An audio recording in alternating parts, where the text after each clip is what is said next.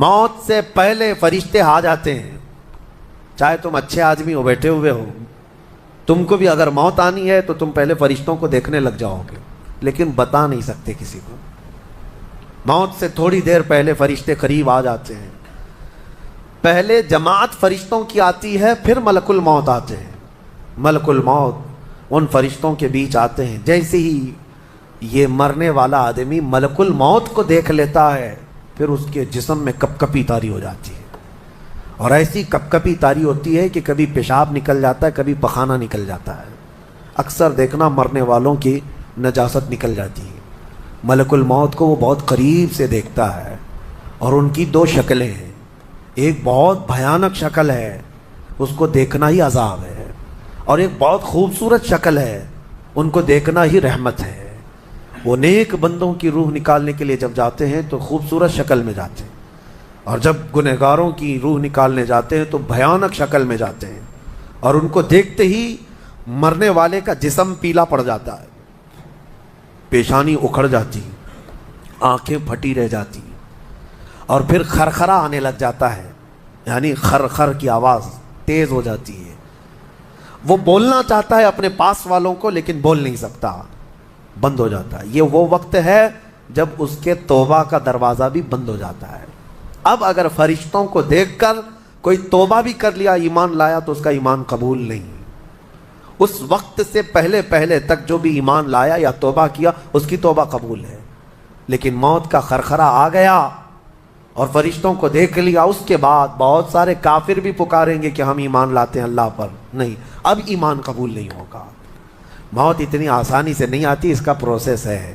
فرشتے آتے ہیں, ملک الموت آتے ہیں, پھر اس کے بعد اس کو گھور کر دیکھتے ہیں, پھر اس کو چت لٹا دیا جاتا ہے, یا جس حالت میں بھی ہے وہ گر جاتا ہے. کھڑا ہے تو گرتا ہے, بیٹھا ہے تو گرتا ہے, موت آنے سے پہلے لڑک جاتا ہے. یہ ضروری بھی نہیں ہے کہ آج میں اپنے آپ کو سنبھال کر بیٹھا ہوں. اگر میری موت آنی ہے, اسی کرسی سے گر جاؤں, اسی جگہ سے ہم گر جائیں گے. اور اس کے بعد ملک الموت روح کھینچنا شروع کرتے ہیں. پیروں کے ناخنوں سے لے کر, ہاتھوں کے ناخنوں سے لے کر, اس کے جسم کے ہر حصے سے لے کر ناک تک کھینچتے ہوئے لاتے ہیں. اور اس کے بعد جب پوری روح نکل جاتی ہے, وہ لے کر کے چلتے رہتے ہیں, اور مردہ ان کو جاتے ہوئے دیکھتا رہتا ہے. آنکھیں سب سے لاسٹ میں کھلی رہتی. کسی بھی مرنے والے کی آنکھیں بند نہیں رہتی, کھلی رہتی, وہ دیکھتا رہتا ہے. اسی لیے حدیث پاک میں ہے, جب کسی کی روح نکل جائے تو سب سے پہلے تم اس کی آنکھیں بند کر دو. ہمیں بند کرنا ہوتا ہے, اور اس کے بعد منہ بھی کھلا رہ جاتا ہے, منہ اوپن رہ جاتا ہے. فرمایا گیا منہ کو دبا کر بند کر دو. یہ سب نشانیاں ہیں میرے عزیزوں موت کی, سختیوں کی. آپ کو پتہ ہے جب رسول کریم صلی اللہ تعالیٰ علیہ وسلم کی وفات آئی, اللہ اکبر, نزع کا عالم اتنا سخت تھا کہ بار بار حضور اکرم صلی اللہ علیہ وسلم کو پورے پانی کے مٹکے انڈیل دیے جا رہے تھے. 3 مٹکے حضور پر انڈیل دیے گئے موت سے پہلے, اور حضور اس کے بعد تھوڑا آرام محسوس کرتے, اور پھر شدت کا بخار. اور وہ آخری وقت تھا جب حضرت فاطمہ آپ کے پاس آئی تھی. حضور نے ان کے کان میں بتا دیا, وہ رونے لگ گئی. کیا کہا تھا حضرت فاطمہ کہتی ہیں, حضور نے فرمایا اے فاطمہ اب میں جا رہا ہوں, میرا آخری وقت ہے. پھر ایک دوسرے کان میں ان سے کہا میرے خاندان میں سے سب سے پہلے تم مجھ سے ملنے والی. آج یوم فاطمہ بھی ہے, سیدہ کائنات کا آج یوم وصال ہے, 4 رمضان المبارک. تو رسول کریم صلی اللہ تعالیٰ علیہ وسلم حضرت عائشہ صدیقہ کے سینے سے سر لگا کر لیٹے ہوئے تھے. حضرت عائشہ فرماتی ہیں سنو, مجھے پتہ ہی نہیں تھا. حضور حضرت عائشہ سے زیادہ محبت کرتے تھے, اسی لیے آخر وقت میں حضرت عائشہ کے ہی حجرے میں رہنے لگے, باقی دوسری بیویوں کیا نہیں جاتے. حضرت عائشہ کہتی میں حضور اکرم صلی اللہ تعالیٰ علیہ وسلم کو کبھی مسواک دے رہی, کبھی پانی کے چھڑکاؤ کر رہی. تھوڑی دیر کے بعد حضور اکرم صلی اللہ تعالیٰ علیہ وسلم لیٹے لیٹے اسی طرح رہ گئے. حضرت عائشہ کہتی ہے میرے سینے پر حضور کا سر تھا, وہ اتنا بھاری ہو گیا مجھے لگتا تھا کہ میری پسلیاں ٹوٹ جائیں گی. یہ حضرت عائشہ کہتی ہیں مجھے ایسا لگتا تھا کہ میری پسلیاں ٹوٹ جائیں گی. ہوا کیا تھا؟ حضرت عائشہ فرماتی ہیں دروازے پر جبرائیل امین آئے, روح نکلنے سے پہلے کی بات ہے.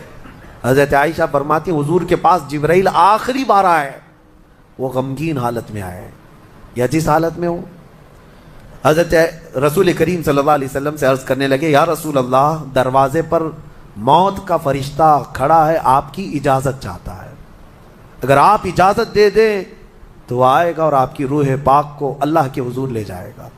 اور یا رسول اللہ آج سے پہلے اس فرشتے نے کسی سے اجازت نہیں لی اور قیامت تک کسی کی روح نکالنے کے لیے وہ اجازت لے گا بھی نہیں، یہ صرف رسول پاک کی خصوصیت تھی۔ حضور نے فرمایا آنے دو، ملک الموت آئے، اور جب حضور کی اجازت سے روح نکالی تو حضرت عائشہ کہتی ہیں اتنا بھاری ہو گیا تھا سر کہ مجھے لگتا تھا کہ میری پسلیاں ٹوٹ جائیں گی سینے کی۔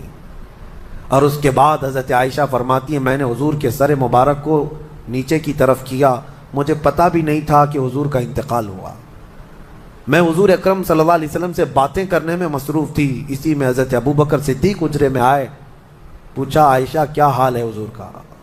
حضور اکرم صلی اللہ علیہ وسلم کو دیکھا حضرت ابوبکر نے اور پیشانی مبارکہ پر ہاتھ رکھا تو وہ بہت ٹھنڈی تھی، ماتھے کو بوسہ دیا اور ایک آہ بھری اور ایک جملہ کہا تھا یا رسول اللہ ایک بار موت آنی تھی وہ آپ پر آ گئی، اب موت کی سختی اللہ دوبارہ کبھی آپ کو نہیں عطا کرے گا۔ موت کی سختی کیونکہ حضور کو انہوں نے دیکھا تھا، کئی دنوں سے تکلیف تھی، 13 دن تک حضور پاک صلی اللہ علیہ وسلم کو تکلیف تھی، 13 دن تک۔ حضرت ابوبکر کہتے ہیں یا رسول اللہ اب موت کی سختی دوبارہ کبھی نہیں آئے گی، جو اللہ کا وعدہ تھا وہ پورا ہو گیا۔ پورا کھل کر کے رو بھی نہیں پا رہے تھے ابوبکر صدیق اور اپنے اندر دبا بھی نہیں پا رہے تھے۔ موت کی سختی انہوں نے دیکھا اور اس کے بعد کہا اے عائشہ کیا دیکھ رہی ہو، اللہ کے رسول ہم سے رخصت ہو چکے ہیں۔ پھر انہوں نے آ کر مسجد میں اعلان کیا اے لوگو اللہ کے نبی کا انتقال ہو چکا۔ اب مجھے یہاں یہ بتانا ہے اگر موت سے کوئی بچ سکتا تھا تو سب سے پہلا نمبر تو رسول اللہ کا ہونا چاہیے تھا، کیونکہ اللہ کے سب سے محبوب نبی وہی ہیں۔ جب رسول پاک صلی اللہ تعالیٰ علیہ وسلم کو بھی موت آئی تو میاں ہمارا اور تمہارا شمار نہیں، چاہے 100 سال زندگی مل جائے لیکن مرنا ضروری ہے۔ بہرحال یہ باتیں بڑی طویل ہو جائیں گی، موت کا تذکرہ اس لیے بھی میں زیادہ کرتا ہوں کہ حدیث پاک میں ہے مومنوں کو یہ تذکرہ کرو تاکہ ان کو گناہوں سے نفرت پیدا ہو جائے اور آخرت کے سفر کی تیاری وہ شروع کریں۔ اللہ کریم ہم سب کو دنیاوی خرافات سے محفوظ فرمائے، دنیا کی لذتوں سے اور یہ فانی خرافات میں مبتلا ہو کر آخرت بھولنے سے اللہ ہماری حفاظت فرمائے۔ مولا کریم جب ہماری موت آنے کو ہو تو ہماری زبانوں پر کلمہ طیبہ جاری فرما دے۔ رب ذوالجلال موت سے پہلے تیرے حبیب پاک کے چہرے کی زیارت نصیب فرما۔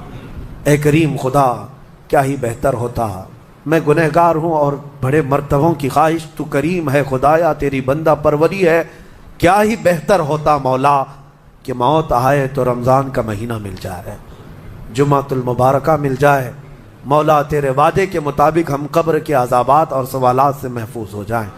اے اللہ آج کی اس تفسیر پاک میں تیری جلال و جبروت اور تیری عزت کا وسیلہ لیتے عرض کرتا ہوں ہم میں سے جو رخصت ہو چکے ہیں، ہمارے آبا و اجداد، ہمارے باپ، ہماری مائیں، ہمارے رشتہ دار جو قبروں میں برسوں سے اب آرام کر رہے ہیں، اے اللہ تو اس رمضان کے صدقے ان کی مغفرت فرما دے۔ اے کریم خدا ہمارے گھروں میں عید آ جاتی ہے، رمضان کے آتے ہی دسترخوان بھر جاتے ہیں، ہمارے گھروں میں خوشیاں دوبالا ہو جاتی ہیں، ہمیں نہیں معلوم قبروں والوں کے ساتھ کیا ہوتا ہے، ہمیں پتہ نہیں قبرستان میں ان کے ساتھ کس طرح کی راتیں ہیں اور کس طرح کے دن ہیں۔ اے کریم خدا تجھے تیرے جلال و جبروت اور تیری عزت کی قسم جو مومنین ہم سے رخصت ہوئے ہمارا کسی بھی طرح کا ان سے تعلق رہا ہو، مولا اس عید سے پہلے ان کو جنتی خان نعمت عطا فرما دے۔ اے اللہ ان سب کو بھی رمضان کی بہاریں عطا فرما۔ تم جہاں کہیں پر بھی جاؤ موت تمہیں آ کر پکڑے گی۔ بروج مشیدہ کا مطلب ہوتا ہے بہت ہی پکے محل میں بھی اگر تم بیٹھ جاؤ، بہت مضبوط محل میں تم بیٹھ جاؤ، موت آنا ہے وہاں پر بھی آئے گی۔ ہم نے دیکھا ہے بڑے بڑے محلات میں رہنے والے بھی اور جنہوں نے آسمان چھوتی ہوئی عمارتیں بنائی وہ بھی موت کے حد پہ چڑھی گئے۔ موت تو آنا ہے۔ آج ہمارا حال یہ ہوتا ہے کہ دنیا میں اس قدر مصروف ہو جاتے ہیں کہ موت کو بھول جاتے ہیں۔ تمہیں پتہ بھی ہے کہ اچانک آنے والی یہ موت بالکل مہلت نہیں دیتی، بالکل مہلت نہیں دیتی۔ آپ اگر آس پاس میں اپنی نظریں ڈالیں تو آپ کے دوستوں میں کئی جا چکے ہوں گے، جن کی عمر زیادہ نہیں تھی وہ جا چکے۔ موت کے لیے عمر کوئی متعین نہیں ہے کہ بڑھاپے میں آئے گی یا بیماری سے آئے گی، اچھے لوگوں کو بھی موت آ جاتی ہے، چلتے پھرتے لوگوں کا جنازہ آ جاتا ہے، کسی کے لیے بھی کوئی وقت معین نہیں۔ اور قرآن میں اللہ تعالیٰ یہ فرماتا ہے اگر بندہ موت سے بھاگنے کے لیے، جس کو کہتے ہیں پریکاشن لینا، کہیں جا کر کے محفوظ مقام پر چھپنے کی کوشش کرتا ہے، وہ آئے گی موت۔ بزرگوں نے ایک حکایت لکھی ہے کہ ایک بادشاہ کو نجومیوں نے بتایا تھا کہ فلاں دن تمہاری موت آنے والی ہے۔ نجومی ستاروں کا علم جاننے والے اٹکل پچھو سے کچھ نہ کچھ تو بتا دیتے تھے۔ تو اس بادشاہ کو نجومیوں نے جب دن بتایا، اس دن اس نے کیا کیا، ایک ایسا حجرہ، ایک کمرہ بنایا جس میں کوئی چیز آ ہی نہیں سکتی، کوئی چیز نہیں، صرف اس نے ایک سوراخ رکھا ہوا کے لیے، اور اس میں سے مچھر بھی نہ آ سکے، مکھی بھی نہ آ سکے۔ اس حجرے کے اندر وہ چلا گیا، وہ پورا دن اس کو تھا کہ میں موت کو چکما دے دوں گا، اور نجومیوں نے یہ بتایا تھا کہ بچھو کے ڈنک مارنے سے تمہاری موت آئے گی۔ اس نے کہا بس مجھے بچھو سے بچنا ہے، بچھو نہ آنے پائے ایسا میں پورا انتظام کر لوں گا۔ اس نے پورا ایک راؤنڈ شیپ کا کمرہ بنایا اور اس میں اندر بند ہو گیا، لیکن اس کی ایک کمزوری یہ تھی کہ اس کا گھوڑا تھا، بہت بے حد اس کو عزیز تھا، وہ گھوڑے کو چھوڑ کر کبھی رہتا نہیں تھا۔ اس نے کہا مجھے اور میرے گھوڑے کو بند کر دو، آج موت کا دن ہے، اگر آج کے دن میں نے موت کو چکما دے دیا تو پھر ہمیشہ کی زندگی ہے، ٹائم اگر ٹل گیا تو پھر موت نہیں آئے گی۔ تو وہ اس نیت سے وہ روم کے اندر بند ہو گیا اور لوگوں سے کہا کہ کوئی مجھے نہ دروازہ کھولے اور نہ کسی کے لیے دروازہ کھولے، پورا دن گزرنے دو۔ دن گزرتا رہا، شام کا وقت قریب آیا، اس کے ساتھ تھا اس کا گھوڑا اور وہ کوئی نہیں۔ اتفاق دیکھیں، اللہ رب العزت کی طرف سے جو سبب بننا ہے وہ بنے گا۔ اس کے گھوڑے کو بہت تیز چھینک آئی اور اس کی چھینک سے اس کی ناک سے بچھو نکلا اور اس بادشاہ کو ڈنک مارا اور وہیں اس کی موت ہو گئی۔ اینما تکونوا یدرککم الموت، اللہ نے فرمایا تم جہاں کہیں رہو موت آ کر پکڑ لے گی۔ ہمارے علاقے میں ایک ڈاکٹر تھے، وہ کارڈیالوجی تھے، ہارٹ کے اسپیشلسٹ تھے، اور ان کے ہاتھ میں بہت سارے ڈاکٹرز پریکٹس کر کر کے بڑے ماہر بنے، ہارٹ کے اسپیشل ڈاکٹر۔ اور یہ اخبار میں بھی بات آئی تھی۔ اس ڈاکٹر کا حال یہ تھا کہ برسوں آپریشن اور سرجری کر کے لوگوں کے ہارٹ صحیح کیے یا بائی پاس کیے، لیکن اتفاق ایسا کہ ایک دن وہ لیب میں اندر ہاسپٹل کے لیبارٹری میں کام کر رہا ہے ڈاکٹر، اور اس کے ساتھ 4 اسسٹنٹ ڈاکٹر بھی ہیں اور نرسز بھی ہیں، سارے کہاں پر، لیب کے اندر، ساری مشینیں بھی موجود ہیں۔ اس ڈاکٹر کو وہیں پر ہارٹ اٹیک آیا، جو ہارٹ کا خود اسپیشلسٹ ہے، اور دوسرے ڈاکٹرز وہاں پر موجود بھی ہیں۔ انہوں نے اٹھایا، اسٹریچر پر ڈالا، آئی سی یو میں ہی تھے، لیب کے اندر موجود تھے، لیکن وہ چند منٹوں کے اندر ڈاکٹر کی موت ہو گئی، نہ کوئی ڈاکٹر بچا سکا، نہ اس کو دوا دی جا سکی۔ سب سے ماہر ہارٹ کا ڈاکٹر ہاسپٹل کے اندر، جو سب سے محفوظ جگہ ہو سکتی ہے بیماروں کے لیے۔ میاں ہمارے گھر میں کسی کو اٹیک آئے تو دوڑ کر کہاں لے جائیں گے؟ ہاسپٹل۔ اور جو خود کس کے پاس لے جائیں گے؟ ڈاکٹر کے پاس۔ جو خود ڈاکٹر ہے اور خود ہاسپٹل میں بیٹھا ہوا ہے، اس کو ہی اگر آ جائے، اور قریب میں ڈاکٹرز بھی موجود ہیں لیکن بچا نہ سکے، یہ رب ذوالجلال کا فرمان، جب وعدہ مکمل ہو جائے تو پھر کوئی طاقت تمہیں موت سے روک نہیں سکتی۔ آپ کو پتہ ہے ایک بہت بڑا شخص ہے دنیا کا جو کئی حکومتیں بدل دیا کرتا تھا، جس کا نام غالباً لنکن ہے، سیمسنگ کمپنی کا، جس سے کوئی تعلق ہوگا آپ سرچ کریں تو پتہ چلے، کوریا کا رہنے والا، اور اس کی وجہ سے حکومتیں بدل دی جاتی تھیں۔ اس قدر مالدار آدمی، اس کی مرضی کے بغیر تو کوئی حکومت نہیں قائم ہوتی تھی۔ اتفاق ایسا ہی غالباً 2012 یا 11 کے آس پاس کی بات ہے، جہاں تک میرے علم میں چیز آئی۔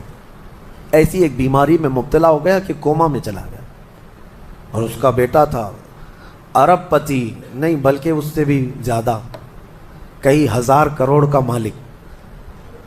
پوری دنیا بھر کے ڈاکٹرز کو بلایا گیا اس کو بستر سے اٹھانے کے لیے، لیکن کوئی ڈاکٹر نہیں اٹھا سکا. کروڑوں کی فیس لی ڈاکٹرز نے, ہر طرح کا علاج کیا, 4 سال تک وہ بستر پر لگا رہا, اس پر نہ جانے کتنی دولت خرچ ہوئی. اخیر میں ڈاکٹروں نے کہا, اربوں روپیے اس کے بستر سے اٹھانے کے لیے جنہوں نے خرچ کیا تھا, بیٹے نے خرچ کیا تھا, ڈاکٹروں نے اخیر میں ہاتھ اٹھا کر کہا اب تیرے باپ کو کوئی نہیں کھڑا کر سکتا, اس کی موت آ چکی ہے, موت ہو گئی. میں یہ کہنا چاہتا ہوں, اللہ نے فرمایا تم مضبوط سے مضبوط محل کے اندر کیوں نہ ہو, موت آئے گی. مجھے بتاؤ, جس کے پاس دنیا کا اتنا مال پڑا ہوا ہو, وہ کیوں نہیں خرید سکا کوئی ایسی دوا جو اس کو بستر سے کھڑا کر سکے؟ یاد رکھیں میرے عزیزو, دنیا کی ساری چیزیں اسی کی دھری کی دھری رہ جائیں گی. جس وقت ہمارا بلاوا آ جائے, تم قریب میں لوگوں کو دیکھتے رہ جاؤ گے اور آنکھیں تمہاری کھلی رہ جائیں گی. اسی لیے میرے آقا صلی اللہ علیہ وسلم خود فرماتے ہیں, میں ایک سجدے میں جاتا ہوں تو مجھے اس بات کا یقین نہیں ہوتا کہ دوسرے سجدے تک میں زندہ رہوں گا. یہ سید الانبیاء فرما رہے ہیں, رسول رحمت فرما رہے ہیں. اور جس طرح سے آج ہم اپنی موت کو بھول بیٹھے ہیں, گناہوں کی کثرت ہو جاتی ہے, نفس غالب آ جاتا ہے, عیاشیاں شروع ہو جاتی ہیں. موت کا خوف ایسا ہے کہ خود میرے آقا نے فرمایا, سب سے بہترین نصیحت کرنے والا تمہاری زندگی میں اگر کوئی ہے تو موت ہے. لوگوں کے جنازے دیکھو اور ان کی بے بسی دیکھو, ان کی مجبوری دیکھو, اور اس کے بعد تم بھی محسوس کرو کہ تمہارے ساتھ بھی یہی کیفیت ہوگی. وہ چھوٹی سی قبر, وہ چھوٹی سی ایک ایسی قبر جس میں نہ چٹائی, نہ تکیا, نہ اوڑھنا, نہ بچھونا, اور ہاتھ چوڑے کرو تو قبر کی دیواریں لگنے لگ جائے, ہاتھ اٹھاؤ تو اوپر کی تختیاں لگنے لگ جائیں. ممبئی والوں کو تو اور بھی چھوٹی قبر ملتی ہے, یہاں تو اتنی چھوٹی ہے کہ ٹیمپرری کھودی جاتی ہے کہ 6 مہینے بعد پھر نکال دینا ہے. میرے عزیزوں, اس ایک چھوٹی سی قبر کے اندر تمہیں برسوں بتانا ہے, برسوں بتانا ہے. اس جسم کے ساتھ وہیں سونا ہے. کبھی میں سوچتا ہوں, ہماری آنکھیں اگر بند ہو جائیں اور ہمیں پتہ چلے کہ باہر فلاں فلاں چیزیں ہو رہی ہیں اور ہم کھولنا چاہیں نہیں کھلتی, تو بے چینی ہونے لگ جاتی ہے, گھبراہٹ سی ہونے لگتی ہے. قبر میں یہی حال ہوگا کہ تمہارے اطراف ہونے والے سارے معاملات تمہیں پتہ ہوں گے. حتیٰ کہ حضور فرماتے ہیں, قبرستان میں چلنے والے کے پیروں کی آواز تک تم سنو گے. مردہ سنتا ہے, سلام تو دور کی بات ہے, پیروں کے چلنے کی آواز بھی سنتا ہے. اور جب سنتا ہے سارے معاملات, لیکن آ نہیں سکتا باہر, کسی کو کچھ کہہ نہیں سکتا, بول نہیں سکتا. کیسی بے چینی ہوگی وہ, کیسی گھبراہٹ ہوگی. بڑے بڑے اولیاء اکرام, حتیٰ کہ سیدنا عثمان ابن عفان رضی اللہ تعالیٰ عنہ, داماد رسول, امیر المومنین, خلیفہ رسول, جب رات کے وقت مصلی پر کھڑے ہوتے اور قبر کی کوئی آیت تلاوت کرتے تو اتنا روتے تھے کہ ان کا مصلی آنسوؤں سے بھیگ جاتا تھا. صبح ان کے مصلی کو نچوڑ کر سکھایا جاتا تھا. لوگ ان سے پوچھتے, آپ قبر کے متعلق اتنا خوفزدہ کیوں ہو جاتے ہیں؟ مرنا تو سب کو ہے. حضرت عثمان غنی فرماتے, یہ ہماری پہلی منزل ہے, اگر یہ نکل گئی تو ساری منزلیں آسان ہیں. اینما تکونوا یدرککم الموت, اللہ فرماتا ہے. اور کئی جگہ قرآن میں یہ آیتیں آئی ہیں میرے عزیزوں.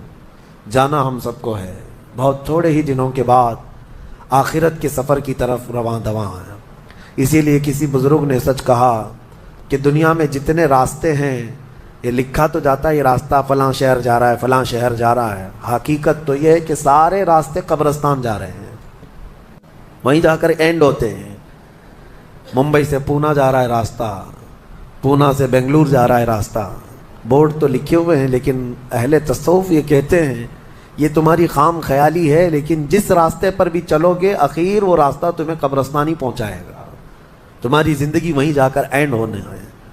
اسی لیے میرے عزیزوں, ہمیں زیادہ دنیا میں اتنا پھیلانے کی ضرورت نہیں, آخرت کے سفر کی طرف تیاری بھی ہو. میں یہ نہیں کہتا کہ کمانا نہیں چاہیے, کمائیں, گھر بنائیں, رزق کا حصول, معاش کا حصول سب کے لیے ضروری ہے, لیکن ساتھ میں یہ فکر غالب رہے ہمارے ذہن میں کہ مجھے سب چھوڑ کر جانا ضروری ہے. جب تک تمہارے ذہن میں یہ بات آتی رہے گی میرا آخرت کا سفر باقی ہے, تو ہوگا یہ کہ تم دنیا تو کماتے رہو گے لیکن اپنے مولا سے غافل کبھی نہیں ہوگے, غافل کبھی نہیں. میں وہ زندگی کی بات کر رہا ہوں. آپ جاؤ, فیکٹری میں جاؤ, کسی کمپنی میں جاؤ, کسی بزنس میں جاؤ, کسی جاب میں جاؤ, آپ کی دنیا ہے, آپ گھر بناؤ, لیکن ذہن میں اتنی بات رہے کہ میرا مولا مجھے ایک نہ ایک دن بلانے والا ہے. جب یہ فکر رہے گی تو آپ کی نمازیں بھی غائب نہیں ہوں گی، آپ کی آخرت کی یاد. اسی لیے میرے آقا نے فرمایا قبرستان جایا کرو. بعض لوگ یہ کہتے ہیں نا قبروں پر جانا شرک یا بدعت. خود میرے آقا صلی اللہ علیہ وسلم نے فرمایا فزورو، قبروں کی زیارت کرو. کیوں؟ فإنها تذکر الآخرہ، اس لیے کہ وہ تمہیں آخرت کی یاد دلاتی ہیں. مولا علی کرم اللہ وجہہ الکریم قبرستان جاتے. حضرت سعید ابن مسیب ایک تابعی ہیں، حضرت علی کے ساتھ قبرستان گئے تھے. حضرت علی نے زور سے سلام کیا قبر والوں کو اور پھر پوچھا ہے قبروں والوں کیا حال ہے تمہارے. اور اس کے بعد پھر حضرت علی روتے کھڑے ہوئے، آنسو بہنے لگے. حضرت سعید ابن مسیب کہتے ہیں مولا علی سے کیا آپ قبروں والوں سے بات کر رہے ہیں، وہ آپ کی سن رہے ہیں یا آپ سے وہ کچھ جواب دے رہے ہیں؟ حضرت علی کرم اللہ وجہہ الکریم نے فرمایا ہاں، اگر تم سنتے ان کی باتیں تو رو پڑتے ہیں. حضرت سعید پوچھتے ہیں کیا کہہ رہے ہیں قبروں والے؟ سنو میرے عزیزوں، حیدر کرار شیر خدا علی مرتضیٰ فرماتے ہیں قبروں والوں سے میں نے پوچھا کیا حال ہیں تمہارے، تو قبروں والوں نے کہا اے علی مت پوچھو ہمارے حال، جن بالوں کو ہم سجایا کرتے تھے ان بالوں پر تو اللہ نے بچھو چھوڑ دیے. ہمارے وہ چہرے جو غازے سے ملوث تھے، حسین تھے، ہمارے چہروں پر اب خون اور پیپ کے علاوہ کچھ نہیں رہ گیا. ہمارا وہ جسم جس کے سنوارنے کے لیے ہم دن بھر گھنٹوں لگاتے تھے، آج وہ ہماری قبروں میں کیڑوں کی غذا بنا دی گئی ہے. حضرت علی فرماتے ہیں قبروں والوں نے جب ہم سے یہ کہا تو ہم نے رو پڑا، ہمیں رونا آ گیا. یقیناً میرے عزیزوں وہ منزل آپ کی بھی ہے میری بھی ہے، ہمیں بھی جانا ہے آپ کو بھی جانا ہے. حضرت سفیان ثوری فرماتے ہیں ایک چھوٹی سی بچی کو آپ نے ایک جنازے کے پیچھے جاتے ہوئے دیکھا روتے ہوئے. وہ لڑکی اپنے باپ کے جنازے میں جا رہی تھی، رو رہی تھی اور یہ کہہ رہی تھی اتنی بڑی مصیبت کا دن ہمارے اوپر کبھی آج تک آیا ہی نہیں تھا. حضرت سفیان ثوری نے کہا بیٹا تم پر نہیں، تمہارے باپ پر جو دن آیا وہ کبھی نہیں آیا تھا. موت کا دن، موت کا دن سب سے سخت دن ہے، سب سے سخت دن ہے. موت کس طرح سے آتی ہے پتہ ہے؟ فرمایا گیا جیسے ریشم کے کپڑے کو کانٹوں کی جھاڑی پر ڈال دو اور کپڑا کھینچو، کپڑے کے تار تار نکلتے جائیں گے. فرمایا گیا ملک الموت روح نکالنے کے لیے جب آتے ہیں تو اسی طرح سے روح نکالتے رہتے ہیں. انگلیوں سے، پیروں کی، ہاتھوں کی انگلیوں سے، ناخنوں سے روح نکلتی نکلتی آتی ہے. ایک ایک جوڑ سے روح نکلتی ہے، یہاں تک کہ ناک تک اس کو کھینچ کر کے لایا جاتا ہے. اور قرآن میں اللہ فرماتا ہے تم اگر دیکھو گے کہ روح کیسی نکالی جا رہی ہے. یضربون وجوہہم وادبارہم، فرشتے آتے ہیں پیٹھ پر، پیچھے مارتے ہیں، زور زور سے مارتے ہیں اور پیشانیوں پر مارتے ہیں اور یہ کہتے ہیں اے نکل جا روح. اللہ فرماتا ہے تم اگر دیکھو گے کہ فرشتے کس طرح روح نکالتے ہیں تو کانپ کر رہ جاؤ گے. مار مار کر کے روح کو نکالا جاتا ہے. اور یہ چھوٹا سا وقت نہیں ہے، ادھر جھٹکا لگا ادھر موت ہو گئی. لمبا پروسیس ہے، اس سے جو گزرتا ہے وہی بتا سکتا ہے. بعض لوگوں کو ایسا لگتا ہے زہر کھا لیا ابھی موت ہو گئی، سوسائڈ کر لیا ابھی موت ہو گئی. موت اتنی آسانی سے نہیں آتی، لمبا